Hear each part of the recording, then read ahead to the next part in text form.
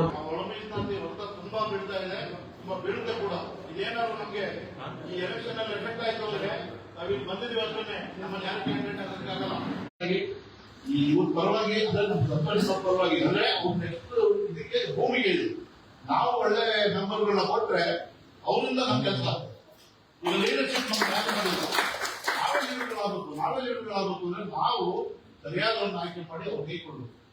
ಅವರಿಂದ ನಾವು ಕೆಲಸ ಮಾಡ್ತೀವಿ. ಯಾರು ಬಂದು ಇದು ಮಾಡಿ ಅವಾಗ ಏನ್ ಮಾಡ್ತಾರೆ, ಅವರೇ ಹೋಗ್ತಾರೆ. ಏನ್ ಬೇಕಪ್ಪ ಅಂತ ಬಂದಾಗ ನಾವು ಹೇಳ್ಬೋದು. ಅದಕ್ಕಾಗಿ ಇವಾಗ ಸನ್ನಿವೇಶದಲ್ಲಿ ಯಾರು ಹೇಳುದು, ಮಾತಿನ ಹೇಳುದು, ನಮ್ಮ ಸಮಾಜದವರು ಯಾವುದೇ ಒಂದು ಕಾರ್ಯಕ್ರಮ ಕರೆದು ಬರಲ್ಲ ಜನ. ಇಲ್ಲಿ ಬಂದಿದ್ದೀವಲ್ಲ ಅದೇ ತರ ಕರೆದು ಮಾಡೋದಕ್ಕೆ ಏನಾಗಿದೆ ಅಂತ ಹೇಳೋದು, ಅದನ್ನ ಎಲ್ಲರೂ ಅರ್ಥ ಮಾಡ್ತೀವಿ. ನೀವೆಲ್ಲ ಅರ್ಥ ಮಾಡ್ಕೊಂಡಿದ್ದೀರಿ, ಹೇಳ್ತಾ ಇದ್ದೀರಿ, ಅದನ್ನ ಎಲ್ಲರೂ ಕೂಡ ಅರ್ಥ ಮಾಡ್ಕೊಂಡು ಎಲ್ಲ ಕಾಲೇಜರು ಅರ್ಥ ಮಾಡ್ಕೊಂಡು ಹಾಗೆ ಇದು ಇದೇ ಒಂದು ಇದಕ್ಕೆ ಈ ಕಾರ್ಯಕ್ರಮಕ್ಕೆ ಎಲ್ಲ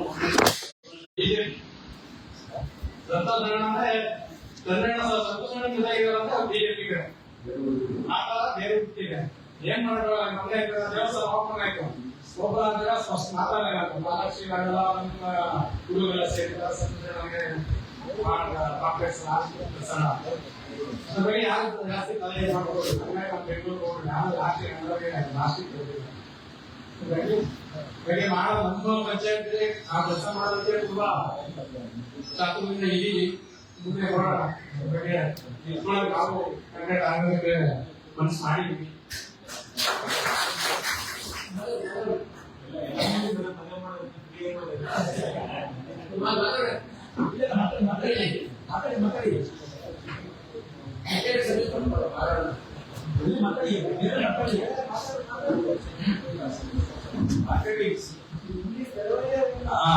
ಸಿರಿ ರಾಮಲಮಣಿ ಪೊಲೀಸ್ ಇಲಾಖೆ ಬೇಕು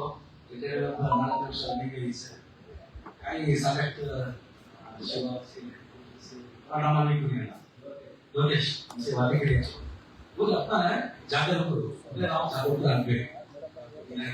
ದೇಶಗಳಿದೆ ಯಾರೇ ಇರಲಿ ಒಂದು ಕ್ವಶನ್ ಆಗ್ತದೆ. ಏನಿಲ್ಲ ಕರ್ನಾಟಕದ ಬಗ್ಗೆ ಇಡೀ ಮನೆಯಲ್ಲಿ ಕೂಡ ಕಷ್ಟಪಟ್ಟಿದ್ದಾರೆ.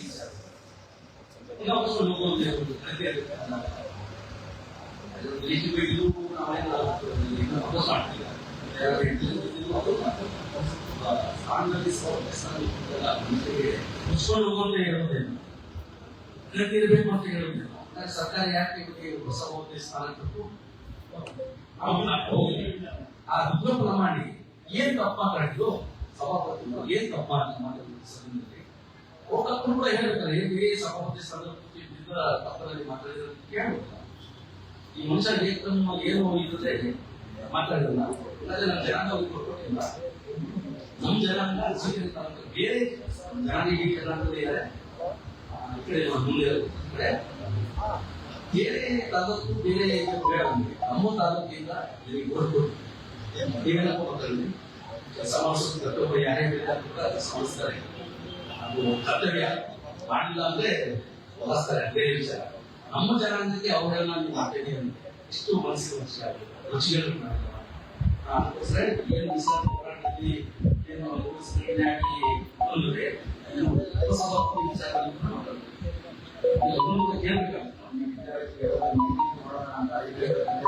ಆಯ್ತು. ಸರಿ ಸರಿ ಆಯ್ತು, ಹೇಳಿ. ಮತ್ತೆ ಗ್ರಾಮ ಪಂಚಾಯತ್ ವಿಚಾರದಲ್ಲಿ ಆಯ್ಕೆ ಮಾಡಿದ್ರೆ ಅದ್ರ ಬಗ್ಗೆ ಗಮನ ಎಲ್ಲೂ ಟಿವಿ ಆಗುತ್ತೆ, ಜಡ್ಪಿ ಆಗುತ್ತೆ, ಆದ್ಮೇಲೆ ಎಮ್ಮೆಲ್ಯೆ ಅವ್ರು ಮಾಡೋಣ. ಇಷ್ಟು ಅವಕಾಶ ಕೊಟ್ಟು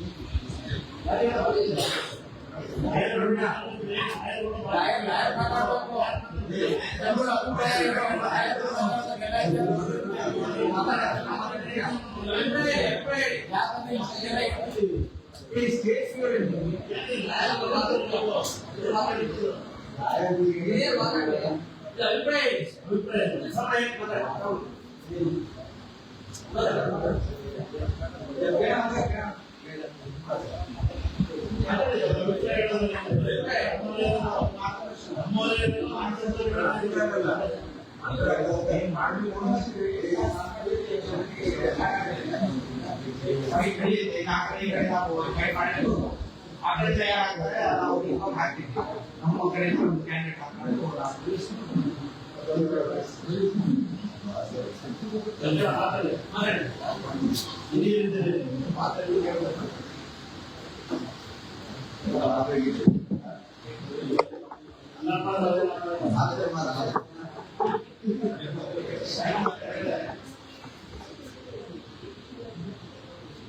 ನೋಡೋದು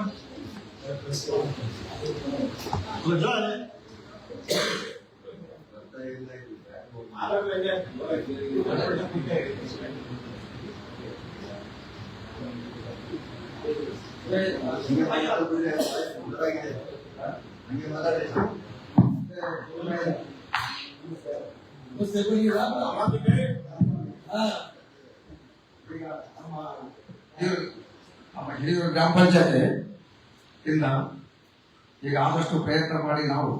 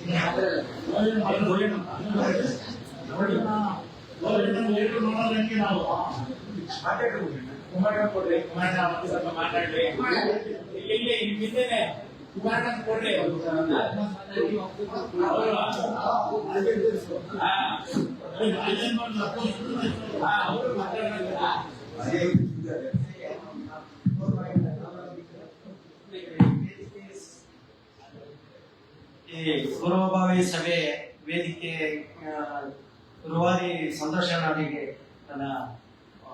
ನಾನು ಹೊಂದಿಸ್ತಾ ನಮ್ಮ ಜನಾಂಗದ ಎಲ್ಲ ಮುಖಂಡರನ್ನ ಹೊಂದಿಸ್ತಾ ಇವತ್ತಿನ ಮುಂದಿನ ತಾಲೂಕ್ ಪಂಚಾಯತಿ ಜಿಲ್ಲಾ ಪಂಚಾಯತಿ ಗ್ರಾಮ ಪಂಚಾಯತಿ ಒಂದು ಪೂರ್ವಭಾವಿ ಸಭೆ ಕರೆದು ಯಾವ ರೀತಿ ಮಾಡ್ಬೇಕು ಏನ್ ಮಾಡ್ಬೇಕು ಅಂತ ಒಂದು ಸಲಹೆ ಸೂಚನೆಗಳನ್ನ ಕೇಳಿ ಒಂದು ನಿರ್ಧಾರ ತಗೋಬೇಕಂತ ಒಂದು ಪೂರ್ವಭಾವಿ ಸಭೆಯ ಒಂದು ಇದಕ್ಕೆ ನಾವೆಲ್ಲ ಈ ನಮ್ಮ ಜನಾಂಗದ ಮುಖಂಡರನ್ನ ಕರೆದು ಒಂದು ಸಲಹೆ ಕೇಳ್ಕೊಂಡು ಮುಂದಿನ ಎಲೆಕ್ಷನ್ಗೆ ಪ್ರಿಪೇರ್ ಆಗ್ಬೇಕಂತ ಮಾಡಿರೋ ಸಂದರ್ಶನಕ್ಕೆ ಈಗ ಮುಂದೆ ನಾವು ಪಂಚಾಯಿತಿ ಲೆವೆಲ್ ಇಂದ ನಾವು ಒಂದು ಫೌಂಡೇಶನ್ ಅನ್ನ ಹಾಕೊಂಡ್ರೆ ಮುಂದಿನ ನಮ್ಮ ಇದಕ್ಕೆ ಒಳ್ಳೆ ದಾರಿ ಇರುತ್ತೆ.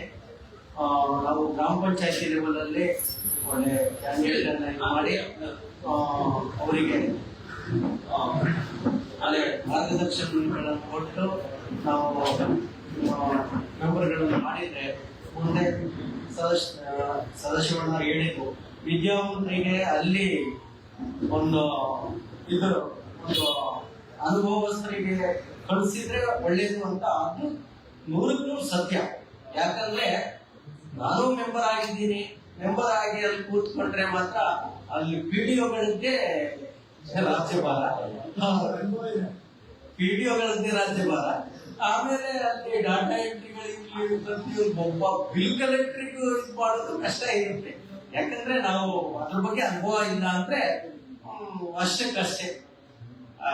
ಯಾಕಂದ್ರೆ ನಾನು ಸ್ವಲ್ಪ ಅದ್ರ ಬಗ್ಗೆ ಅನುಭವ ಪಡೆದಿದ್ದೀನಿ. ಬಟ್ ನಾನು 2 ಬಾರಿ ಎಲೆಕ್ಟೆಡ್ ಆಗಿದ್ದೆ. ಆಮೇಲೆ ಅದರಲ್ಲೂ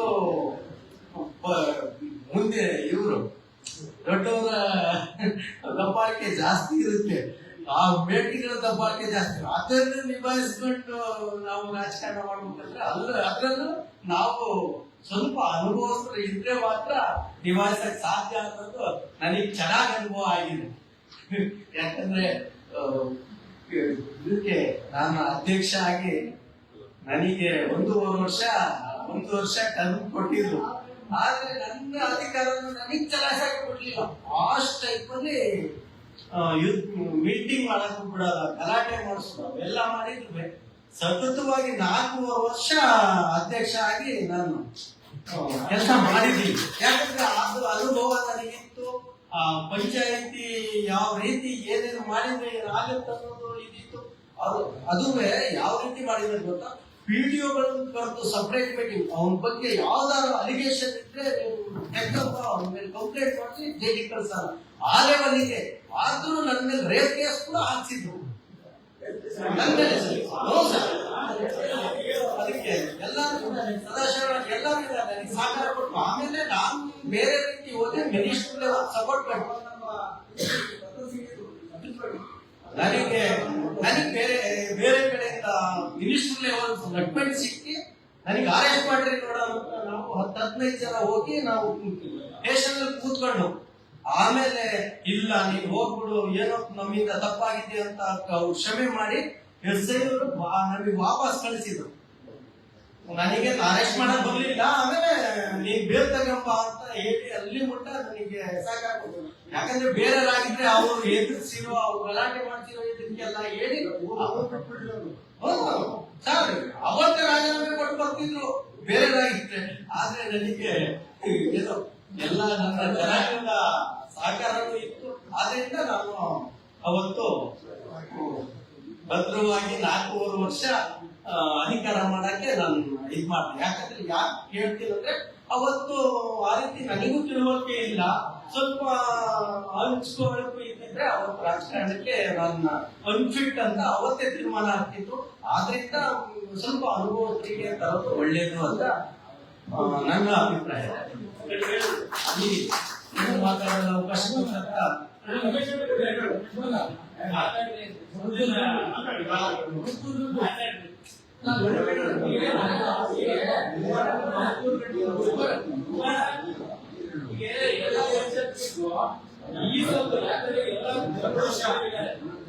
ಎಲ್ಲ ಸಂಘಗಳು ಅವರಿಗೂ ಕೈಗೊಂಡಿದ್ದಾರೆ.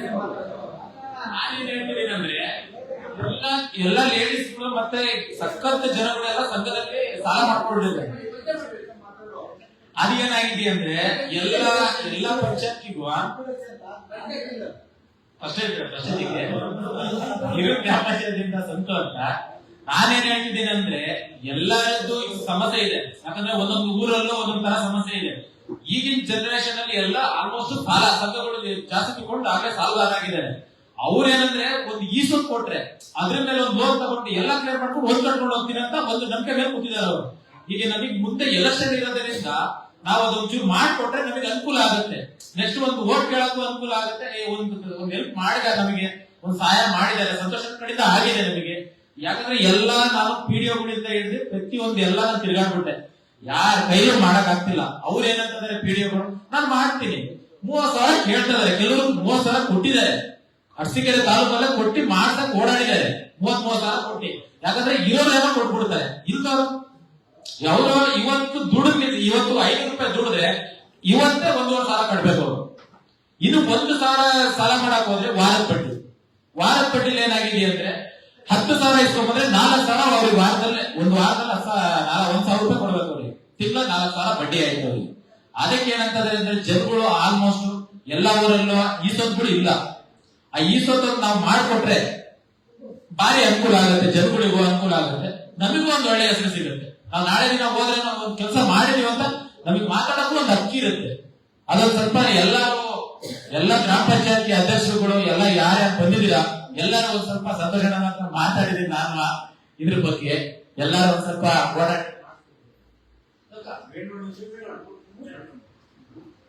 ईश्वर वेणुगत एक कॉन्सेप्ट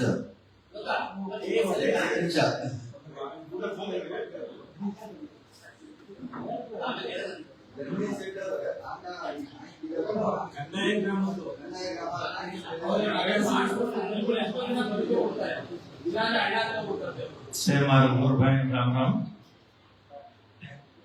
ಏನ್ ಹೇಳಿ ಎಲ್ಲಿಂದ ಶುರು ಮಾಡಿ ಗೊತ್ತಾಗ್ತಿಲ್ಲ. ಯಾಕಂದ್ರೆ 20 ವರ್ಷದಿಂದ ಈ ತಾಲೂಕಿಗೆ ನಮ್ಮ ಸಮಾಜದಿಂದ ಮೊದಲೇ ಬಲಿ ಕೊಡ್ಸು ನಾನು ಆ ವ್ಯಕ್ತಿ ಜೊತೆ. ಕೆಲವೊಂದು ನಡೆದಿರೋದೆಲ್ಲ ವಿಚಾರಗಳನ್ನ ಸಂತೋಷ್ ಅವ್ರ ಜೊತೆ ಚರ್ಚೆ ಮಾಡಿದ್ದೀನಿ. ಕೆಲವೊಂದು ವಿಚಾರ ಕೇಳಿ ಕಣ್ಣಲ್ಲಿ ನೀರು ಹಾಕ್ಬಿಟ್ರು ಅವರು, ಇಂಥ ಕೇಳಿನ ಮನುಷ್ಯ ಅಂತ. 20 ವರ್ಷದಿಂದ ನಾನು ಬಂದಿದ್ದು ಒಂದು ಕೌನ್ಸಿಲರ್ ಆಗ್ಬೇಕು ಅಂತ ಮನುಷ್ಯನ ಜೊತೆಗೆ ನನಗೆ ಎಲ್ಲ ವ್ಯಾಪಾರ ಕರ್ಕೊಂಡು ಹೋಗಿ ಮಾಡಬಾರ್ದು ಮೋಸ ಎಲ್ಲ ಮಾಡಲ್ಲ. ಕೌನ್ಸಿಲರ್ ಎಂತಾದ ಐತಿರ ನಾನು ಗೆದ್ಬಿಡ್ತೀನೀಗ, ನೆಕ್ಸ್ಟ್ ನೀವು ಜಡ್ಪಿ ನನ್ನ ಜೊತೆ ಅಲ್ಲೇ ನೀವು ಒಂದು ಕಾರಲ್ಲಿ ಓಡಾಡಿರುತ್ತೆ, ನೀವು ಹಾಸನ ಡಿಸ್ಟಿಕ್ ನೋಡ್ಕೊಳ್ಳಿರುತ್ತೆ, ನಿಮ್ ಸಮಾಜದಲ್ಲಿ ದೊಡ್ಡ ವ್ಯಕ್ತಿ ಮಾಡ್ಬಿಡ್ತೀನಿ, ಬಿಡಿ ಇದರಲ್ಲಿ ಏನೈತಿ ಮುನ್ಸಿಪಾಲಿಟಿ ಅವಧೇಮ ಇರ್ಬೋದು ಅಂತ ಹೇಳಿ ಬಂಡೆಯಲ್ಲಿ ಕಲ್ಬಡಿ ಓಡಿಸ್ಕೊಂಡು ಲಾಸ್ಟಿಗೆ ಹೊಡಿಬೇಕು ಹೊಡೆದು. ಅದಾದ್ಮೇಲೆ ಅವ್ರ ಜೊತೆ ಕೈ ಬಿಟ್ಟು ಆಚೆ ಬಂದ್ರಿ. ನಮ್ಮ ಸಮಾಜದವ್ರು ನಮ್ಮ ಜೊತೆ ಯಾರು ಕೈ ಹಿಡಿಲಿಲ್ಲ, ನಮ್ಮ ಸಮಸ್ಯೆ ಯಾರು ಕೇಳಕ್ ತಯಾರಿಲ್ಲ. ಯಾಕಂದ್ರೆ ಒಬ್ಬ ಅಧಿಕಾರ ಇರೋ ವ್ಯಕ್ತಿ ಜೊತೆ ಹೋಗ್ತಾ ಇರುತ್ತೋ ಕಷ್ಟ ಯಾರು ಕೇಳಲ್ಲ. ಬಟ್ 20 ವರ್ಷದಿಂದ ಏನಾಗಿತ್ತು ಅಂದ್ರೆ ನಮ್ಮೂರಲ್ಲಿ ಹೇಳ್ಕೊಳಕ್ಕೆ ನಮ್ಮ ತಾಲೂಕಲ್ಲಿ ನಮ್ಮ ಸಮಾಜ ಮೈಸೂರು ಸಿಮ್ಮೆಲ್ ಕಡೆ ಸಂಘ ಅಂತ ಒಂದಿದೆ. ಆ ಸಂಘ ಒಂಥರ ಅಫಿಷಿಯಲ್ ಓರಿಯೆಂಟೆಡ್, ಅದರಲ್ಲಿ 70 ಭಾಗ ಅಫಿಷಿಯಲ್ಸ್ ಇದ್ದಾರೆ. ಅವ್ರಿಗೆಲ್ಲ ಎದುರಿಸ್ಕೊಂಡು 20 ವರ್ಷದಿಂದ ನಮ್ಮ ಸಮಾಜದವ್ರು ಬೇರೆ ಈ ಸಾಬ್ರಿಗಿನ ಕಡೆ ಹಾಕ್ಬಿಟ್ಟಿರೋರು ಹಿಂದೆ. ಅಂದ್ರೆ ಅವ್ರು ತಳ್ಳಿದ್ರು ಇವ್ರು ಹೋಗಲ್ಲ, ಆ ಮಟ್ಟಕ್ಕೆಲ್ಲ ಆಗಿದೆ. ಈಗ ನೋಡೋಣ, ಯುವ ಕಾಲದಲ್ಲಾದ್ರೂ ನಮ್ಮ ಸಮಾಜ 20 ವರ್ಷದಲ್ಲಿ ಯಾರಿಗೆ ಏನ್ ಬೆಳೆಸಿದ್ದಾರೆ ಒಂದ್ ಹೆಸರು ಹೇಳಿ ಹೋಗಿ. ನಮ್ಮ ಸಮಾಜದವರು 20 ವರ್ಷದಲ್ಲಿ ಅವ್ರ ಜೊತೆ ಇಲ್ಲಪ್ಪ ಇಂಥವ್ರಿಗೆ ಮಾಡಿದ್ರು ಅನ್ನೋದು ತೋರಿಸಿ, ಮೋಸ ಮಾಡಿರೋದು ನಾನು 100 ಹೇಳ್ತೀನಿ, 100 ಒಂದಲ್ಲ ಎರಡಲ್ಲ 100 ಹೇಳ್ತೀನಿ. ಇಲ್ಲಿ ಮುಂದಿನ ದಿನದಲ್ಲಿ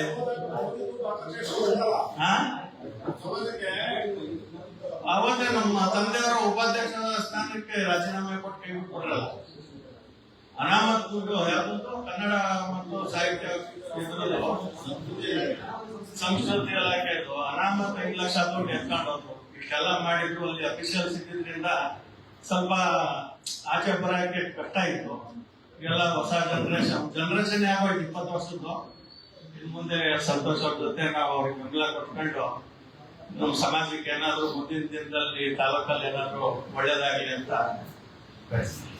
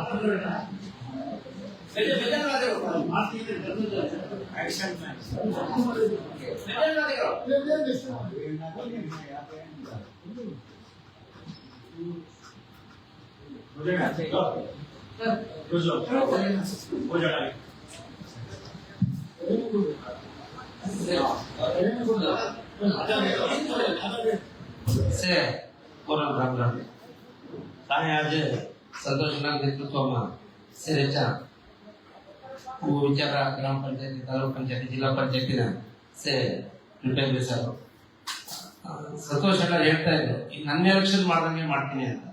ಅದು ನಮಗೆ ಸ್ಫೂರ್ತಿ. ಈಗ ಅವರ ಇಷ್ಟು ಧೈರ್ಯ ಕೊಟ್ಟ ಮೇಲೆ ನಾವು ಮುನ್ನುಗ್ಗೋದಕ್ಕೆ ಯಾವುದೇ ಭಯ ಇಲ್ಲ. ಹಿಂದೆ ನಮ್ಗೆ 20 ವರ್ಷದಿಂದ ಅಪೋಸಿಷನ್ ಪಾರ್ಟಿನೇ ಇರ್ಲಿಲ್ಲ. ಶಿವಲಿಂಗೇಗೌಡರು ಅವ್ರ ಕಡೆಯವರು 4 ಜನ ನಿಂತ್ಕೊಂಡ್ರೆ 4 ಜನಕ್ಕೂ 10,000 20,000 ಕೊಟ್ಟು ಕಳ್ಸೋರು, ಗೆದ್ದವ್ರನ್ನ ಕರ್ಕೊಳ್ಳೋರು. ಈಗ ಆಪೋಸ್ ಆಗಿ ಯಾರಪ್ಪ ವಿರೋಧವಾಗಿ ನಮ್ ಕೈ ಹಿಡಿಯೋರೆ ಯಾರಿಗಿಲ್ಲ. ಇವತ್ತು ಯಾವುದೇ ಕಾರಣಕ್ಕೂ ಹಿಂದೆ ನಮ್ಗೆ ಪ್ರೋತ್ಸಾಹ ಮಾಡೋದಕ್ಕೆ ಬಂದಿದ್ದಾರೆ. ಹಾಗೆ ನಮ್ಮಲ್ಲೂ ಆ ಮನಸ್ಥೈರ್ಯ ಇರ್ಬೇಕು. ಈಗ ನಂದೇ ಉದಾಹರಣೆ ತಗೊಂಡ್ರೆ, ಈಗ ನಾನು ಪೂರ್ತಿ ನನ್ನ ಜೀವನ ಹೆಚ್ಚು ಕಡಿಮೆ 91ರಲ್ಲಿ ಎಂಟರ್ ಆದ್ರೆ ನಾನು ರೈತ ಸಂಘ ಐತೆ, ರೈತ 91ರಿಂದ 91 ನಾನು ಸೊಸೈಟಿ ಡೈರೆಕ್ಟರ್ ಆಗಿ ಈಗ 5ನೇ ಸಲ ಸೊಸೈಟಿ ಡೈರೆಕ್ಟರ್. ಯಾವ MLA ಸಪೋರ್ಟ್ ಇಲ್ಲ, ಯಾರೇ ಸಪೋರ್ಟ್ ಇಲ್ಲ. 5ನೇ ಸಲ ಸೊಸೈಟಿ ಡೈರೆಕ್ಟರ್, ಸೊಸೈಟಿ ಅಧ್ಯಕ್ಷರು, ತಾಲೂಕ್ ಸೊಸೈಟಿ ಅಧ್ಯಕ್ಷರು, PLD ಬ್ಯಾಂಕ್ ನಾನು 3ನೇ ಸಲ, ಮತ್ತೆ ಗ್ರಾಮ ಪಂಚಾಯತಿ 4 ಸಲ ಮೆಂಬರ್ ಆಗಿದ್ದೆ, ಅಧ್ಯಕ್ಷ ಆಗಿದ್ದೆ. ಅಂದ್ರೆ ಇದು ಯಾವ ಹೆಚ್ಚಿಗಾರಿಕೆ ಅಲ್ಲ, ಎಲ್ಲವೂ ನಾವು ರೆಡಿ ಆಗ್ಬೇಕು. ನಾವು ಮಾಡೇ ಮಾಡ್ತೀವಿ ಅಂತ ಹೊರಟ್ರೆ ಖಂಡಿತ ಆಗುತ್ತೆ. ಎಲ್ಲರೂ ಪ್ರಿಪೇರ್ ಆಗಿ ನಮ್ಮ ಬೆನ್ನೆಲುಬಾಗಿ ನಮ್ಮ ಸಂತೋಷನಾಗಿದ್ದಾರೆ. ಈಗ ಶಿವಲಿಂಗೇಗೌಡರ ಕಥೆ ಇದೆ, ನಮ್ಮ ವೇಣುಗೌಡ ಹೇಳ್ದಂಗೆ, ಶಿವಣ್ಣ ಹೇಳ್ದಂಗೆ ಒಬ್ಬೊಬ್ಬರನ್ನೇ ಮುಗಿಸ್ತಾ ಬರ್ತಾ ಇದ್ದಾರೆ ಅವರು. ಈಗ ಅವ್ರಿಗೆ ಅಂತ್ಯಕಾಲ ಖಂಡಿತ ಬಂದಿದೆ. ಈಗ ಇಷ್ಟು ಜನ ಇಷ್ಟು ಜನ ಒಟ್ಟಿಗೆ ಸೇರಿದೀವಿ ಅಂದ್ರೆ ಒಬ್ಬೊಬ್ಬರಿಗೆ 1000 ಓಟು 500 ಓಟು ಹಾಕ್ಸೋ ಶಕ್ತಿ ಇರೋಂತಾರೆ ಇಲ್ಲಿ ಬಂದಿರೋರು. ಹಾಗೆ ನಾವು ಇದನ್ನ ಖಂಡಿತ ಸದುಪಯೋಗ ಮಾಡ್ಕೊಂಡು ಇನ್ನು ಮುಂದೆ ಗ್ರಾಮ ಪಂಚಾಯತಿನಲ್ಲಿ ಏನ್ 563 ಮೆಂಬರ್ಸ್ ಅಲ್ಲಿ 350 ಇಂದ 400 ಮೆಂಬರ್ ನಾವು ಸಂತೋಷ ಫಾಲೋವರ್ಸ್ ಆಗಿ ಗೆದ್ದು ಬಂದು ಅವತ್ತು ನಾವು ಅವ್ರಿಗೆ ಸನ್ಮಾನ ಮಾಡಿ ನಾವು ಅದನ್ನ ಪ್ರತಿಫಲ ಕೊಡಬೇಕು ಅಂತ ಅವ್ರಿಗೆ ಕೇಳ್ಕೊಂಡು ಹಾಗೆ ಎಲ್ಲರೂ ಮುಂದರ್ಸ್ಕೊಂಡು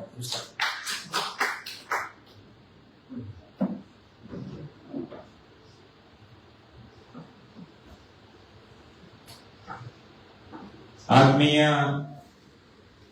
ಬಂಜಾರ ಸಮಾಜದ ಸಂತ ಸೇವಾಲಾಲ ಆದರ್ಶಗಳನ್ನ ಜೀವನದಲ್ಲಿ ಮೈಗೂಡಿಸ್ಕೊಂಡು ಏನವರು ಹಾಕೊಟ್ಟಂತ ಹಾದಿಯನ್ನ ಹೊತ್ತು ಯಾವ ದಾಳಿಕೋರರ ಒಂದು ದಾಳಿ ಸಂಪೂರ್ಣ ಹಿಂದೂ ಸಮಾಜ ನಲುಗ್ತಿದ್ದಾಗ, ಮೊಘಲರ ಆಕ್ರಮಣ ಈ ಕಡೆ ಆದಿಲ್ಶಾಹಿಗಳ ಆಕ್ರಮಣದ ನಡುವೆ ನಲುಗ್ತಿದ್ದಾಗ ಸಂತ ಸೇವಾಲಾಲರು ಒಂದು ಗಟ್ಟಿಯಾದ ನಿರ್ಧಾರವನ್ನು ತೆಗೆದುಕೊಂಡು ಸಮಾಜವನ್ನ ಕಾಪಾಡುವ ನಿಟ್ಟಿನಲ್ಲಿ ಒಂದು ಹೆಜ್ಜೆಯನ್ನ ಮುಂದಿಡ್ತಾರೆ.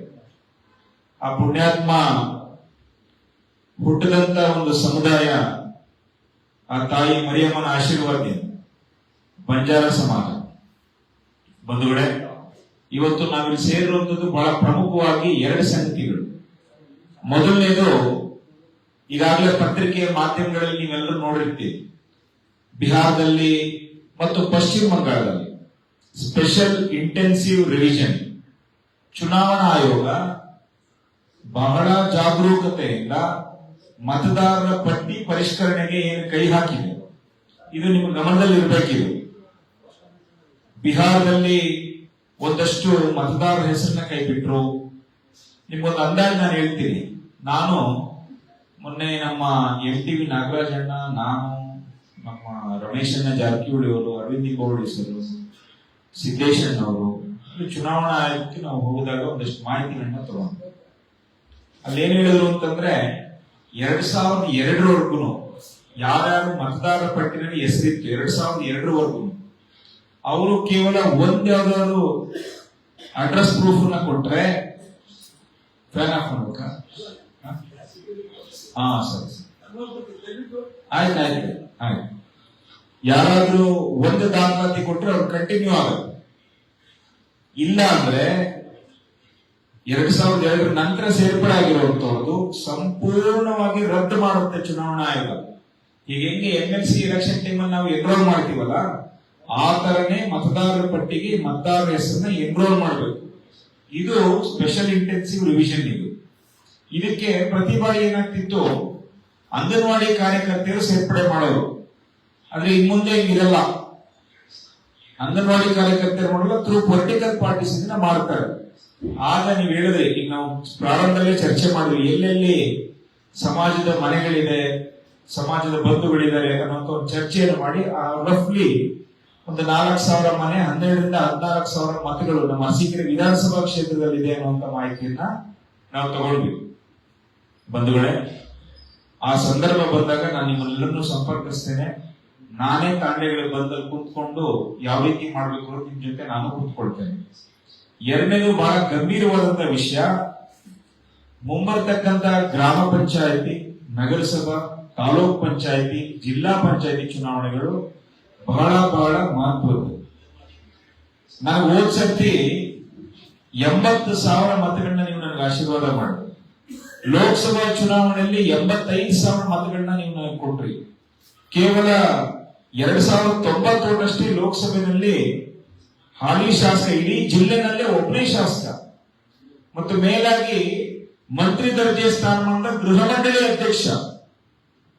ಏನೆಲ್ಲ ಪ್ರಯತ್ನ ಮಾಡಿದ್ರು 19 ರೌಂಡ್ ಅಲ್ಲಿ 16 ರೌಂಡ್ ನಾವೇ ಲೀಡಿದ್ವಿ. 17ನೇ ರೌಂಡ್ ಟೌನ್ ನಲ್ಲಿ 1400 ಓಟ್ ನಂಗೆ ಹಿನ್ನಡೆ ಆಯ್ತು. ಅದಕ್ಕೆ ಕಾರಣ ನಿಮ್ಗೆ ಗೊತ್ತಿದೆ, ಯಾಕೆ ಹಿನ್ನಡೆ ಆಯ್ತು ನಾನು ವಿಶೇಷವಾಗಿ ಹೇಳಬೇಕಾಗಿಲ್ಲ.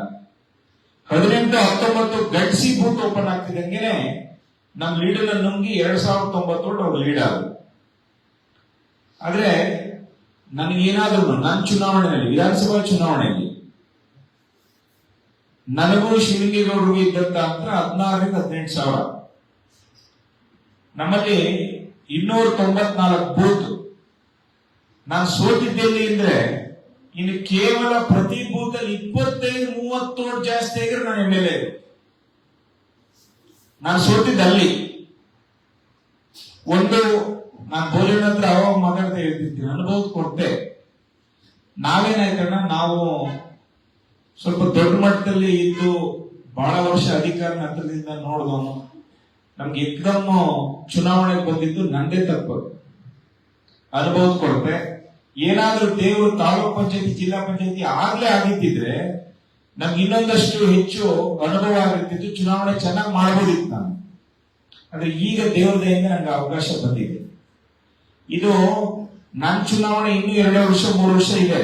ಆದ್ರೆ ಈ ಬರ್ತಕ್ಕಂತ ಗ್ರಾಮ ಪಂಚಾಯತಿ ನಾವೇನಾದ್ರೂ ಬಹಳ ಗಂಭೀರವಾಗಿ ತಗೊಂಡು ನಾವು ಮಾಡಿದ್ದೇ ಆದ್ರೆ ಖಂಡಿತ ಜನ ನಮ್ಮ ಜೊತೆ ಇದ್ದಾರೆ. ಸಾಕ್ಷಿ ಏನು ಅಂದ್ರೆ, ನಿತ್ಯ ನಾನು ಕನಿಷ್ಠ 17-18 ಕಾರ್ಯಕ್ರಮ. ಮೊನ್ನೆ ನಾನು 417 ಕಿಲೋಮೀಟರ್ ಬರೀ ಅರಸೀಕೆರೆ ಒಳಗೆ, ಮನಕತ್ತೂರು ಹಿಡಿದು ಕಲ್ಲುಂಡಿ ಕರಡಿಹಳ್ಳಿ ಹಿಡ್ಕೊಂಡು ನೀರುಗೊಂಡ, ಈ ಕಡೆ ಅಜ್ಜನಹಳ್ಳಿ, ಯಡವನಹಳ್ಳಿ, ಈ ರೀತಿ ನಿತ್ಯ ಇನ್ವಿಟೇಷನ್ಗಳಿಗೆಲ್ಲ ಬರ್ತಿರೋದು. ಜನ ನಾವು ಹೋದಾಗ ಸುಮ್ಮನೆ ಎದ್ದು ಬರಲ್ಲ. ನಿನ್ನೆ ನಮ್ಮ ತಾಲೂಕಿನೊಬ್ರು ಮಾಜಿ ಶಾಸಕರು ಒಂದ್ ಕಡೆ ಬಂದ್ರು. ಯಾವುದೋ ಒಂದು ಸ್ವಲ್ಪ ಬೇಸರದ ಕಾರ್ಯಕ್ರಮ, ಕೆಟ್ಟ ಕಾರ್ಯಕ್ರಮ ಅಂದ್ರೆ ಒಂದು ಸಾವಾಗಿತ್ತು. ನಾನು ಹೋಗಿದ್ದೆ. ನಾನು ಹೋದ ಕೂಡಲೇ ಒಂದು 40-50 ಜನ ಇದ್ ಬಂದ್ರು. ಎಲ್ಲ ಯಜಮಾನರುಗಳು, ಹಿರಿಯರು. ಅದನ್ನ ನೋಡಿ ಅವರು ಕೂಡ ಹುಬ್ಬಾರಿಸಿದ್ರು, ಚೆನ್ನಾಗಿದೆ ಅಂತ. ನಮ್ಮ ಭೋಜನಗೂ ಫೋನ್ ಮಾಡೋ ಮಾಹಿತಿ ಕೊಟ್ರ. ಆಮೇಲೆ ಅಂದ್ರೆ ಜನ ನಮ್ಮ ಜೊತೆ ಬರೋದಕ್ಕೆ ತಯಾರಾಗಿದ್ದಾರೆ. ನೀವು ಒಂದೇನಾಗುತ್ತೆ, 4ನೇ ಬಾರಿ ಶಾಸಕರು, ಹೊಸ ಸುಳ್ಳು ಸರಕು ಮುಗಿದೋಗಿದೆ. ಈಗ ಎಷ್ಟು ದಿನ ನೋಡ್ತಾರೆ ಸುಳ್ಳನ್ನ. ನಾನ್ ಅಧಿಕಾರದಲ್ಲಿ ಇದ್ದಿದ್ರೆ ನಾನು ಹಂಗ್ ಮಾಡ್ತಿದ್ದೆ, ಹಿಂಗ್ ಮಾಡ್ತಿದ್ದೆ. ಈಗ ಅಧಿಕಾರದಲ್ಲೇ ಇದ್ದಾರೆ. ಇಲ್ಲಿವರೆಗೂ ಅರಸೀಕೆರೆ ನೀರಾವರಿ ಸಂಬಂಧಪಟ್ಟಂತೆ ಏನಾದ್ರು ಪ್ರೋಗ್ರೆಸ್ ಆಗಿದೆಯಾ? ನಾನು ಹೋದ್ ಸರ್ತಿ ಮುಖ್ಯಮಂತ್ರಿಗಳು ಬಸವರಾಜ ಬೊಮ್ಮಾಯಿ ನಿಯೋಗ ತಗೊಂಡೋದು ಎತ್ತಿನೋಡೆ ರೈತರ ವಿಷಯ ಮತ್ತು ಅರಸೀಕೆರೆ ನೀರಾವರಿ ವಿಷಯಕ್ಕೆ ಸಂಬಂಧಪಟ್ಟಂತೆ. ಆಗ ತಡೆದಂತ ಬಸ್ ಮಾಡಿ ಒಂದಷ್ಟು ಕರ್ಕೊಂಡು ಹೋಗಿದ್ ಬಿಟ್ರೆ, ಇವತ್ತು ಆಡಳಿತ ಪಕ್ಷದಲ್ಲೇ ಇದ್ದಾರೆ. ಅಷ್ಟೆಲ್ಲ ಇದ್ರೂ ಕೂಡ ಜನಪರವಾದಂತ ಕೆಲಸ ಮಾಡ್ಲಿಕ್ಕೆ ಅವ್ರ ಕೆಲಸ ಸಾಧ್ಯ ಆಗ್ತಾ ಇಲ್ಲ. ಹಂಗಾಗಿ ಈ ಬಾರಿ ಗ್ರಾಮ ಪಂಚಾಯತಿ ಚುನಾವಣೆ, ತಾಲೂಕ್ ಪಂಚಾಯತಿ, ಜಿಲ್ಲಾ ಪಂಚಾಯತಿ ಸಂಪೂರ್ಣ ಶ್ರಮ ನಾನು ಹಾಕೊಂಡಿದ್ದೇನೆ. ಅನ್ನಂತೇಳಿ ಬಿಡು ಸಂತೋಷದಿಂದ ಎಲ್ಲ ನಿಂತ್ಕೊಂಡ್ಬಿಡ ನನಗೆ ಹೋಗ್ಬೇಡ. ದಯಮಾಡಿ ಆ ತಪ್ಪನ್ನು ಮಾಡೋದ್ ಬೇಡ. ನಾಗ್ಲೇ ನಮ್ ಸದಣ್ಣ ಮಾತಾಡ್ತಾ ಹೇಳಿದ್ರು, ಸ್ವಲ್ಪ ನಮ್ ಕುಮಾರಣ್ಣ ಒಂದು ಒಳ್ಳೆ ಅನುಭವ ಹೇಳಿದ್ರು, ಸ್ವಲ್ಪ ನೀವೇ ತೀರ್ಮಾನ ಮಾಡಿ. ನಾನ್ ಬಂದು ತೀರ್ಮಾನ ಮಾಡಲ್ಲ ಈ ಬಾರಿ ಅಭ್ಯರ್ಥಿಗಳನ್ನ. ನೀವು ತೀರ್ಮಾನ ಮಾಡಿ.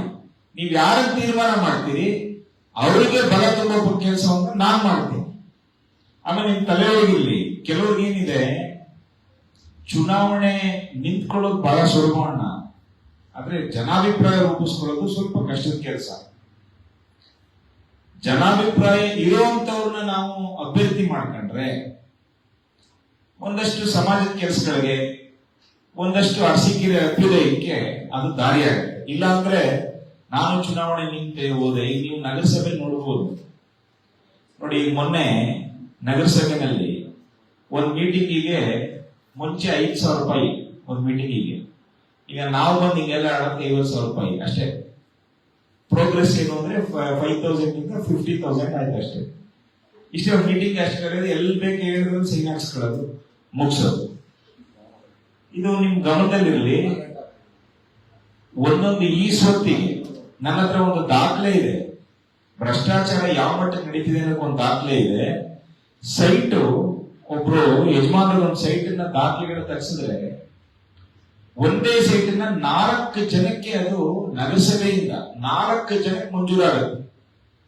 ಮೂಲ ಯಾರು ದುಡ್ಡು ಕಟ್ಟಿರ್ತಾನಲ್ಲ ಅವನು ನಾನು ಅವ್ರ ಮಗಂದು ಎಜುಕೇಶನ್ ಲೋನ್ ಆ ಸೈಟ್ ಇದೆಯಲ್ಲ ಬಿಡು ಅಂತ ಬ್ಯಾಂಕ್ ಡಾಕ್ಯುಮೆಂಟ್ ಕೊಡಕ್ ಹೋದ್ರೆ ಆ ಸೈಟೇ ಇರಲ್ಲ. ಈ ರೀತಿ ಭ್ರಷ್ಟಾಚಾರ ನೋಡೋಣ. ನಾನು ಅದಕ್ಕೆ ಈ ಬಾರಿ ಒಂದು ತೀರ್ಮಾನ, ಗ್ರಾಮ ಪಂಚಾಯತಿ ಚುನಾವಣೆಗೆ ನೀವು ಸೂಕ್ತವಾದಂತ ವ್ಯಕ್ತಿಗಳನ್ನ ನೀವು ಆಯ್ಕೆ ಮಾಡಿ. ನಾನು ಬರ್ತೀನಿ, ಸಭೆ ಮಾಡೋಣ. ಯಾರು ಬೂತ್ ಸಮಿತಿ ಮಾಡ್ತಾರೆ, ನಮ್ಮಲ್ಲಿ ಬೂತ್ ಸಮಿತಿ ಮಾಡಿ ಜನಗಳನ್ನ ಅಪೇಕ್ಷೆ ಪಡುವಂತ ರೀತಿಯಲ್ಲಿ ಕೆಲಸ ಮಾಡ್ತಾರೆ, ಅವ್ರಿಗೆ ಅಭ್ಯರ್ಥಿ ಮಾಡೋಣ. ಅವರಿಗೆ ನನ್ನ ಸಂಪೂರ್ಣ ಬೆಂಬಲ ಎಲ್ಲಾ ತರದಲ್ಲಿ ನಾನು ಖಂಡಿತ ಕೊಡ್ತೇನೆ.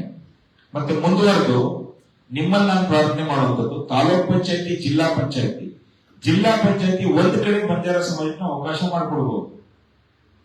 ತಾಲೂಕ್ ಪಂಚಾಯತಿನಲ್ಲಿ ಒಂದು ಅವಧಿ ನಾನು ಬಂಜಾರ ಸಮಾಜದ ಮುಖಂಡರಿಗೆ ಒಂದು ಅವಧಿ ತಾಲೂಕ್ ಪಂಚಾಯತಿ ಅಧ್ಯಕ್ಷ ಸ್ಥಾನನ ನಾನು ಖಂಡಿತ ಅವಕಾಶ ಮಾಡಿಕೊಡ್ತೇನೆ. ಯಾವ ಕಾರಣಕ್ಕೂ ಕೂಡ ಆ ವಿಷಯದಲ್ಲಿ ಹಿಂಸೆ ಪ್ರಶ್ನೆನೇ ಇಲ್ಲ. ನಗರಸಭೆಯಲ್ಲಿ ಏನಾಗುತ್ತೆ, ನಗರಸಭೆಯಲ್ಲಿ ಏನಾದ್ರು ಅವಕಾಶ ಒದಗಿ ಬಂತು ಅಂದ್ರೆ ಪ್ರಯತ್ನ ಮಾಡ್ತೀನಿ ನಾನು. ನಗರಸಭೆಯಲ್ಲಿ ಈಗಾಗಲೇ ನಾನು ಮಾತಾಡಿದ ನಮ್ಮ ಆರ್ಯವೈಶ್ಯ ಸಮಾಜಕ್ಕೆ ಒಂದು ಅವಕಾಶ, ಒಂದು ಕುರುಬ ಸಮಾಜಕ್ಕೆ ಒಂದು ಅವಕಾಶ ಕೊಡಬೇಕು ನಾನು ಈಗಾಗಲೇ ಹೇಳಿದ್ದೇನೆ. ತಾಲೂಕ್ ಪಂಚಾಯತಿ ಒಂದವಧಿ ಕುರುಬ ಸಮುದಾಯ ಕೊಡಬೇಕು ಅನ್ನೋಂಥದ್ದು ಒಂದವಧಿಯನ್ನ ಬಂಜಾರ ಸಮಾಜದ ಒಬ್ಬ ತಾಲೂಕ್ ಪಂಚಾಯತಿ ಸದಸ್ಯನಿಗೆ ಅಧ್ಯಕ್ಷ ಸ್ಥಾನವನ್ನ ಒಂದವಧಿ ಅಂತೂ ನಾನು ಕೊಡ್ತೇನೆ. ಮತ್ತೆ ನಾನು ನನ್ನಲ್ಲಿ ಒಂದು ನಂಬಿಕೆ ಏನಿದೆ ಅಂದ್ರೆ 3 ತಿಂಗಳಿಗೊಬ್ಬ 2 ತಿಂಗಳಿಗೊಬ್ಬ ಮಾಡೋದಕ್ಕೆ ಅರ್ಥ ಇಲ್ಲ. ಕನಿಷ್ಠ 1-1.5 ವರ್ಷ ಇರಬೇಕು ಒಬ್ಬ ಅಧ್ಯಕ್ಷ. ಅವ್ರಿಗೆ ಅರ್ಥ ಮಾಡ್ಕೊಳಕ್ಕೆ 3 ತಿಂಗಳು ಬೇಕಣ್ಣ. ನೀವು ಅರ್ಥ ಮಾಡ್ಕೊಳಕ್ಕೆ ಮುಂಚೆನೆ 2 ತಿಂಗಳು ಒಬ್ಬ ಅಧ್ಯಕ್ಷ. ಈಗ ನೆನ್ನೆ ಪೇಪರ್ ನ ಮುದುಡಿ ಪಂಚಾಯತಿ ಅಧ್ಯಕ್ಷ, ಇನ್ 1 ತಿಂಗಳು 2 ತಿಂಗಳು ಯಾಕೊಬ್ಬ ಅಧ್ಯಕ್ಷ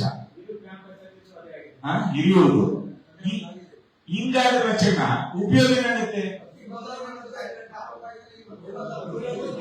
ಬಿಟ್ರೆ ಗಂಟೆಗೆ ಒಬ್ಬೊಬ್ಬರು ಮಾಡೋ ಅವಕಾಶ ಇತ್ತಿದ್ರೆ ಅರ್ಥ ಮಾಡಿರೋರು ನೋಡ್ರಿ. ಇವರು 4 ಅವಧಿ ಆಗೋದಂತೆ, 20 ವರ್ಷ ಈತ ಶಾಸಕನಾಗಿರ್ಬೇಕು. ಇವ್ರಿಗೋಸ್ಕರ ಓಟ್ ಹಾಕ್ಸೋಂತ ಗ್ರಾಮ ಪಂಚಾಯತಿ ಮೆಂಬರು 1 ತಿಂಗಳ ಅಧ್ಯಕ್ಷ ಆಗಿರ್ಬೇಕು. ಈಗ ಯಾವ ನ್ಯಾಯ? ಆಮೇಲೆ ನಾನು ನಿಮ್ಮಲ್ಲಿ ಮನವಿ ಮಾಡ್ತೇನೆ, ನಾನು ಆಗ್ಲೇ ಒತ್ತಿ ಕೇಳಿದೆ, ಗಂಡಸಿ ಭಾಗದಲ್ಲಿ ಮುದುಳಿ ಒಂದು ಬಿಟ್ರೆ ಇನ್ನೆಲ್ಲೂ ಕೂಡ ಸಮಾಜ ಇಲ್ಲ. ಇಲ್ಲೇನ್ ಮಾಡ್ತಾರೆ ಇವರು ರಾಜಕಾರಣ? ತಾನು ಗಂಡಸಿಯಿಂದ ಬಂದು ಶಾಸಕನಾಗೋದಕ್ಕೆ ಇಲ್ಲಿ ಜಾತಿ ಎತ್ಕಟ್ಟಲು ಹೊಡೆದಾಟ ಮಾಡಿಸೋದು. ಇದ್ರಿಂದ ಯಾರಿಗೆ ಲಾಭ ಆಗಿದೆಯಾ? ನಾನೀಗಾಗಲೇ ಕನಕ ಜಯಂತಿ ಮುಗಿಸ್ಕೊಂಡು ಈಗ ಬಂದೆ. ಅಲ್ಲೊಬ್ಬರು ನಮ್ಮ ಮಾಲಿನ್ಯಣ್ಣ ಅಂತ ಹೇಳೋದು, ದ್ವೇಷ, ಅಸೂಯೆ, ಸಿಟ್ಟಿಂದ ಏನನ್ನೂ ಸಾಧನೆ ಮಾಡಕ್ಕಾಗಲ್ಲ. ಪ್ರೀತಿ ವಿಶ್ವಾಸದಿಂದ ಇದ್ರೆ ಏನ್ ಬೇಕಾದ್ರೂ ಗೆಲ್ಬಹುದು. ನಾವೀ ಬಾರಿ ಒಂದು ಹೊಸ ರಾಜಕಾರಣ ಮಾಡೋಣ. ಯಾವ ಕಾರಣಕ್ಕೂ ನಮ್ಮಲ್ಲಿ ಬದಲಾಗದಂತ ರೀತಿಯಲ್ಲಿ ಒಳ್ಳೊಳ್ಳೆ ವಿದ್ಯಾವಂತರನ್ನ, ಶ್ರದ್ಧೆ ಇರಬೇಕು. ನಾನು ರಾಜಕಾರಣ ಮಾಡ್ತೀನಿ ಮಾತ್ರಕ್ಕೆ ಗೆದ್ಮೆ ನೋಡ್ಕೊಂಡ್ಬಿಡಿ 5 ವರ್ಷಕ್ಕಲ್ವಾ ಅಂತಂದ್ರೆ ಪ್ರತಿನಿತ್ಯ ಜನಸೇವೆ ಮಾಡುವಂತ ವ್ಯಕ್ತಿಗಳನ್ನ ನೀವೇ ಗುರುತಿಸಿ, ನೀವ್ಯಾರು ಸಲಹೆ ಕೊಡ್ತೀರಿ ಅವ್ರನ್ನೇ ಅಭ್ಯರ್ಥಿ ಮಾಡಿ. ಆಮೇಲೆ ನಾನು ನಿಮ್ಮಲ್ಲಿ ಪ್ರಾರ್ಥನೆ ಮಾಡ್ಕೊಳ್ಳುವಂಥದ್ದು, ಒಂದು ಕುಮಾರಣ್ಣ ಒಂದು ಉದಾಹರಣೆ ನನಗೆ ಕೇಳಿ ಆಶ್ಚರ್ಯ ಆಯ್ತು ಮತ್ತೆ ಬೇಜಾರು ಆಯ್ತು. ರೇಪ್ ಕೇಸ್ ಗ್ರಾಮ ಪಂಚಾಯತಿ ಅಧ್ಯಕ್ಷರ ಮೇಲೆ ಯಾವ ಮಟ್ಟಕ್ಕೆ ಅರಸಿಕೆರೆ ತಗೊಂಡೋಗಿದ್ದೀವಿ. ನಾನು ಕುಮಾರಣ್ಣ ಹೇಳೋದು ನನಗೊಂದು ನೆನಪಾಯ್ತು, ನನ್ನ ಮೇಲೆ ಅಟ್ರಾಸಿಟಿ, ನನ್ನ ಮೇಲೇನೆ ಅವ್ರ ಎದುರು ಸ್ಪರ್ಧೆ ಮಾಡುವಂತ ನನ್ನ ಮೇಲೆ 7 ದಿನ ಬಿಟ್ಕೊಂಡು, ಅಲ್ಲದೆ ನನಗೆ ದೇವರು ವಿವೇಚನೆ ಕೊಟ್ಟಿಲ್ವ? ಕಾನೂನು ಜ್ಞಾನ ಇಲ್ಲ. ನಮ್ಮ ಅಡ್ವೊಕೇಟ್ ಪ್ರವೀಣ್ ಇಲ್ಲೇ ಇದೆ, ನಮಗೆ ಕಾನೂನು ಜ್ಞಾನ ಕೊಟ್ಟಿಲ್ವ ದೇವರು? ನಾನು ನನ್ನ ಮೇಲೆ 7 ದಿನ ಬಿಟ್ಟು ಅಟ್ರಾಸಿಟಿ ಹಾಕಿಸ್ತಾನೆ. ನಾನು ಈಗ ಸುಮ್ಮನೆ ಕೊಡೋಲ್ಲ. ನನಗೆ ಸುದ್ದಿ ಮುಟ್ಟಿದ ತಕ್ಷಣ ಸೀದಾ ಪೊಲೀಸ್ ಸ್ಟೇಷನ್ ಹೋದೆ. ಅರೆಸ್ಟ್ ಮಾಡಪ್ಪ, ನನ್ನ ಜೈಲ್ ತೆಗಿ ಅಂತೆ ನಾನೇ. ಅದೇ ಜೈಲ್ ತೆಗಿ ಕೂತ್ಕೊಂತೀನಿ ನಾನೇ ಹೋಗಿ. ಇಲ್ಲ ಅದಿನ್ನೂ ಆಗಿಲ್ಲ ಎಫ್ಐಆರ್ ಆಗಿದೆ. ನನ್ನ ಮೊಬೈಲ್ ಕಾಪಿ ಬಂದಿದೆ. ನಮಗ್ ಮಾಹಿತಿ ಕೊಡೋರು ಪೊಲೀಸ್ ಇಲಾಖೆಯಲ್ಲಿದ್ದಾರೆ. ನಾವು ಅವತ್ತೆಲ್ಲ ನೀವುಗಳು ಸುಮಾರು ಜನ ಬಂದಿರು, ಬೋಲಣ್ಣವರು ಇದ್ರು. ಅವತ್ತು ಸನ್ನಿವೇಶದಲ್ಲಿ ರಾತ್ರಿ ಎಲ್ಲ ಬಂತು. ನಾವು ಬೆಳಗಿನ ಜಾವ ಮಧ್ಯಾಹ್ನದಷ್ಟೊತ್ತಿಗೆ ಉನ್ನತ ಪೊಲೀಸ್ ಅಧಿಕಾರಿ ಒಬ್ಬರು ನನಗೆ ಫೋನ್ ಮುಖಾಂತರ ಮಾತಾಡಿ, ಇಲ್ಲ ಇದು ತಪ್ಪಾಗಿದೆ, ನೀವು ಒಂದು ಕಂಪ್ಲೇಂಟ್ ಕೊಡಿ, ಬೇಕಾದ್ರೆ ಶಿವಲಿಂಗೇಗೌಡರ ಮೇಲೆ ಒಂದು ಅಟ್ರಾಸಿಟಿ ಆಗ್ತೀವಿ. ದೇವರನ್ನೇ ಈ ಮಾತು ಇರ್ತಕ್ಕಂಥ ಎಲ್ಲ ಮಾನವೀಯ ಮೇಲೆ ಪ್ರಮಾಣ ಮಾಡಿರ್ತೀನಿ. ಭೋಜನ ಸಾಕ್ಷಿ ಎಲ್ಲ ಭೋಜನ ಅಂತ ಶಿವಲಿಂಗೇಗೌಡರ ಅಟ್ರಾಸಿಟಿ ಆಗ್ತೀನಿ ಅಂದ್ರು. ಆದ್ರೆ ನಾನು ಒಂದು ತೀರ್ಮಾನ ತಗೊಂಡೆ, ಪರಿಶಿಷ್ಟ ದೌರ್ಜನ್ಯ ತಡೆ ಕಾಯ್ದೆ ಏನಿದೆ, ಪರಿಶಿಷ್ಟ ಜಾತಿ ಮತ್ತು ಪಂಗಡದ ಮೇಲೆ ಆಗ್ತಕ್ಕಂಥ ದೌರ್ಜನ್ಯ ವಿರುದ್ಧ ಇರ್ತಕ್ಕಂಥ ಕಾಯ್ದೆ ರಾಜಕೀಯ ಕಾರಣಕ್ಕೆ ರಚನೆ ಅಸ್ತ್ರ ಆಗಬಾರ್ದು. ನಾನೇನ್ ತೀರ್ಮಾನ ತಗೊಂಡೆ, ನಮ್ಮ ಮುಖಂಡರನ್ನೆಲ್ಲ ಮಾತಾಡಿ, ಇಲ್ಲಪ್ಪ ನಾನ ಕೆಲಸ ಮಾಡಲ್ಲ, ನಮ್ಮ ಮೇಲೆ ಅಟ್ರಾಸಿಟಿ ಆಗ್ಸಿದೆಯಲ್ವಾ, ನಾವು ಅದನ್ನ ಬೇರು ತಗೊಳ್ಳಲ್ಲ, ಜಡ್ಜ್ ಸಾಹೇಬ್ರ ಮುಂದೆನೂ ಹೋಗಲ್ಲ, ನ್ಯಾಯಾಲಯಕ್ಕೂ ಹೋಗಲ್ಲ, ನೀನ್ ಶಿಕ್ಷೆ ಕೊಡು ನನಗೆ ಅಂತ ಕೂತೆ ನಾನೇ. ಕಡೆ ಪೊಲೀಸ್ ಅಧಿಕಾರಿನ ಒಬ್ರು ಏನ ಒತ್ತಡದಲ್ಲಿ ಮಾಡ್ಬಿಟ್ಟಿದೀವಿ ಸರ್ ಅಂತೇಳಿ ಹೈಕೋರ್ಟ್ಗೂ ಅರೆಸ್ಟ್ ಅಂತ ಕೊಟ್ಟು ನನ್ನ ಕೈಗೆ, ನನಗೊಂದು ನೋಟಿಸು ಕೊಟ್ಟಿಲ್ಲ. ಅಂದ್ರೆ ಈ ರೀತಿ ರಾಜಕೀಯ ದೌರ್ಜನ್ಯ. ಈ ಕುಮಾರನ ಒಂದು ಉದಾಹರಣೆ, ಈ ತರ ಎಷ್ಟೋ ಜನ ತೊಂದರೆ ಮಾಡುವಂತ ಪ್ರಯತ್ನ.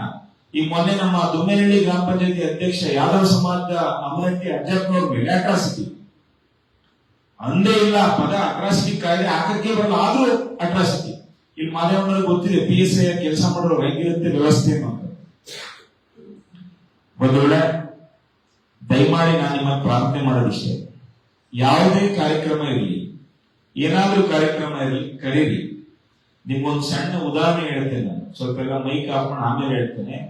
ಏನಿದೆ ಅಂತಂದ್ರೆ, ಕಳೆದ ಬಾರಿ ನನ್ನ ಚುನಾವಣೆಯಲ್ಲಿ ನನಗೆ ಗಣಿತ ಅರ್ಥ ಆಗಲಿಲ್ಲ, ಗಣಿತದಲ್ಲಿ ಫೇಲ್ ಆದ್ರಿ. ನಿಮಗೊಂದು ಅಂದಾಜಿರ್ಲಿ, ನಾನು ಅನ್ಕೊಂಡಿದ್ದೆ ಅಸೆಂಬ್ಲಿ ಚುನಾವಣೆಯಲ್ಲಿ 2,48,000 ಮತಗಳು ಅರಸೀಕೆರೆಯಲ್ಲಿದೆ ಅಂತ ಅನ್ಕೊಂಡಿದ್ದೆ. ನಾನು ಅದಕ್ಕೆ ತಯಾರಾಗಿ 2,24,000 ಓಟಿಗೆ ಟಾರ್ಗೆಟ್ ಮಾಡಿದ್ವಿ.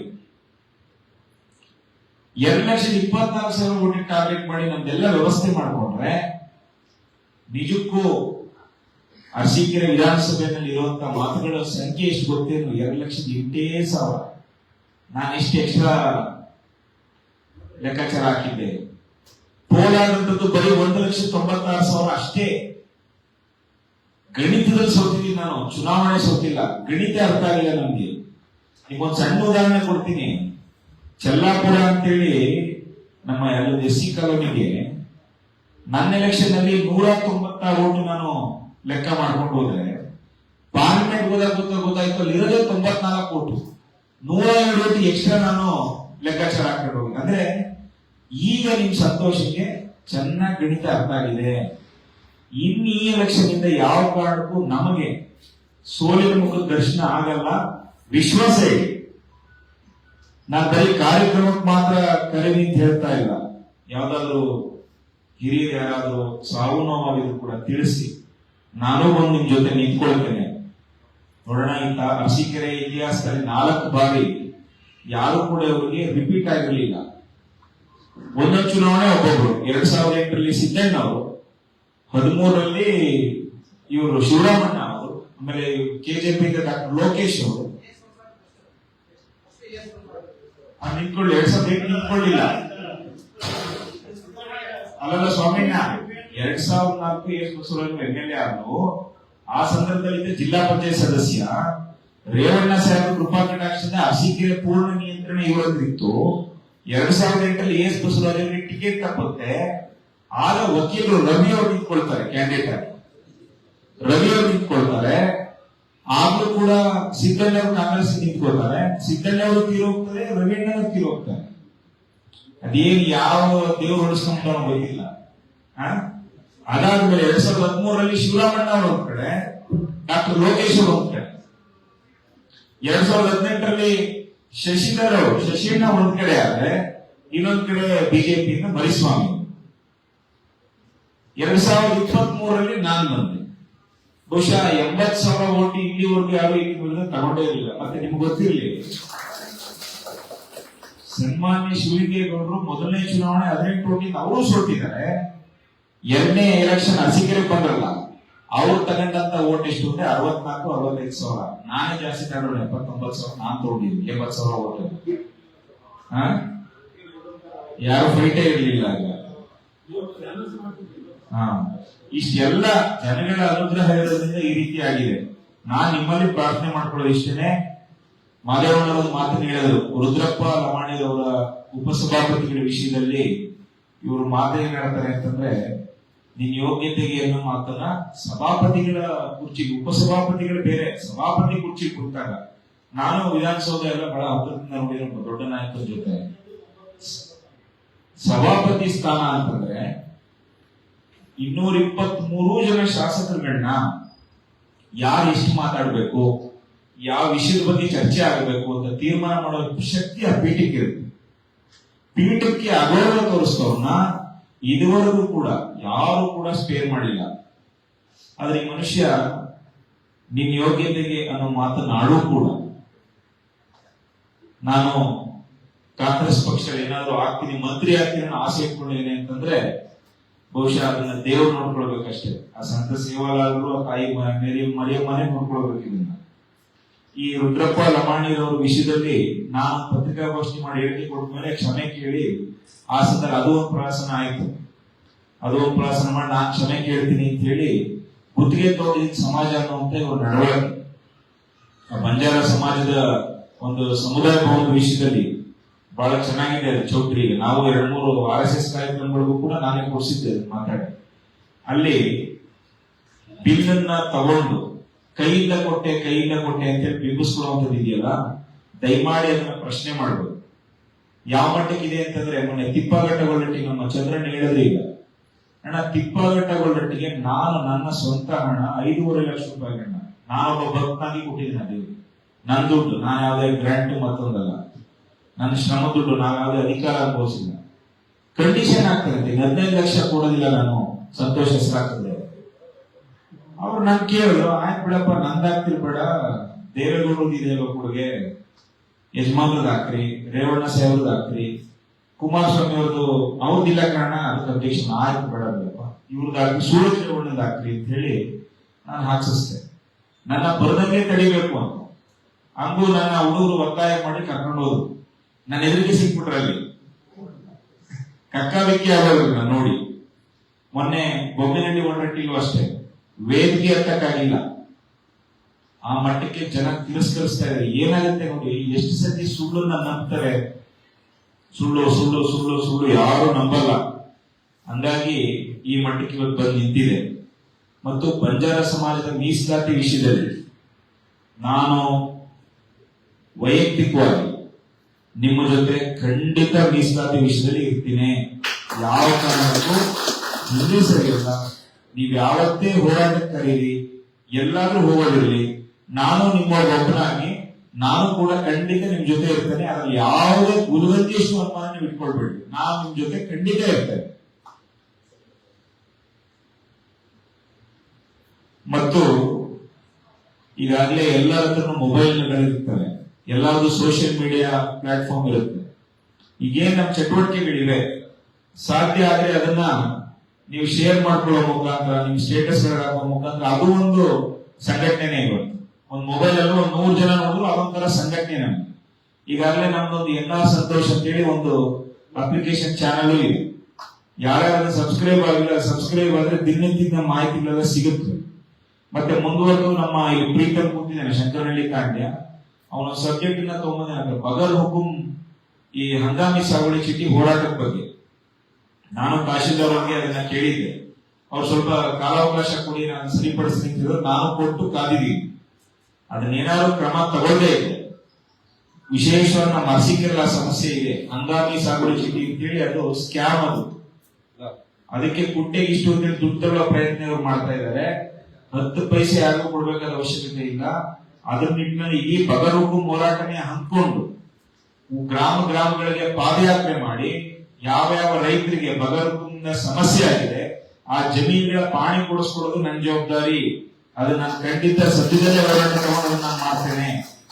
ನಿಮ್ಗೆ ಗೊತ್ತಿರ್ಬೋದು, ಹೊಟ್ಟೆ ಕಲ್ಲಟ್ಟಿ ಅಂತ ಹೇಳಿ ನಮ್ಮ ಹಿಂದಿನ ತಹಶೀಲ್ದಾರ್ ವಿದ್ಯಾ ಮೇಡಮ್ ಅವರು ಇದ್ದಂತ ಸಂದರ್ಭದಲ್ಲಿ ಆ ಹೊಟ್ಟೆ ಕಲ್ಲಟ್ಟಿಗೆ 15 ಪಾಣಿಗಳನ್ನ ನಾನು ಕೊಡಿಸ್ಕೊಟ್ಟೆ. ಇವತ್ತು ಆ ಗ್ರಾಮದಲ್ಲಿ ಚಾಪೆ ಹಾಸೋ ಗತಿ ಇಲ್ಲ ಶಿವಲಿಂಗೇಗೌಡರಿಗೆ.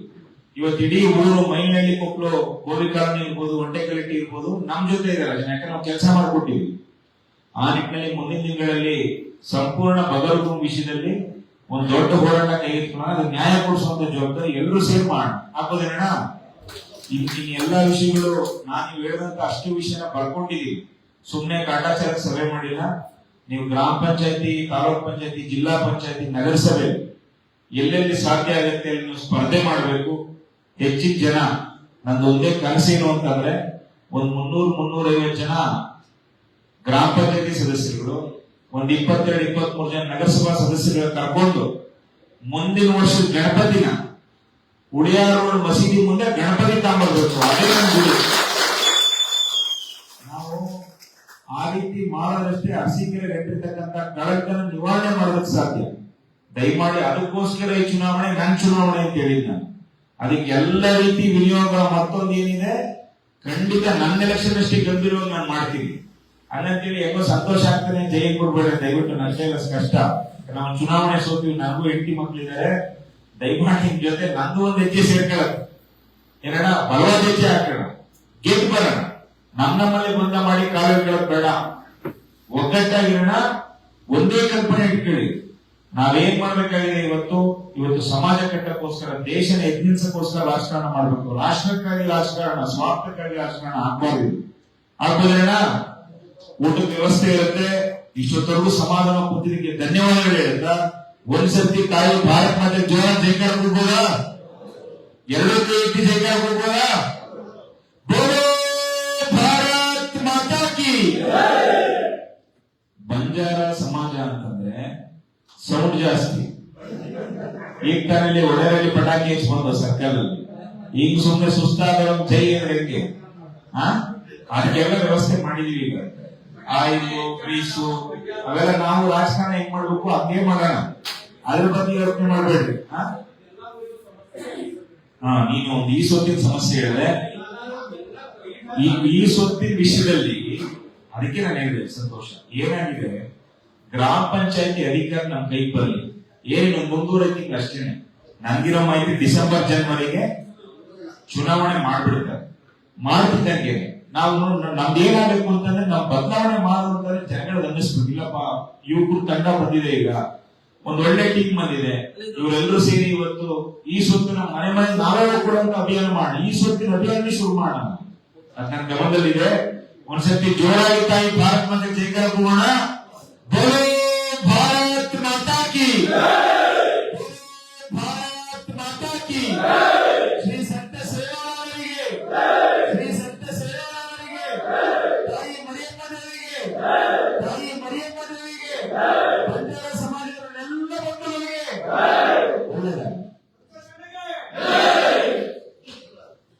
ಊಟದ ವ್ಯವಸ್ಥೆ ಇರುತ್ತೆ. ಇತರೆ ವ್ಯವಸ್ಥೆ ನಮ್ಮ ಭೋಜನ ನೋಡ್ಕೊಳ್ಳೋದನ್ನ ದಯಮಾಡಿ ಸ್ವೀಕರಿಸಬೇಕು.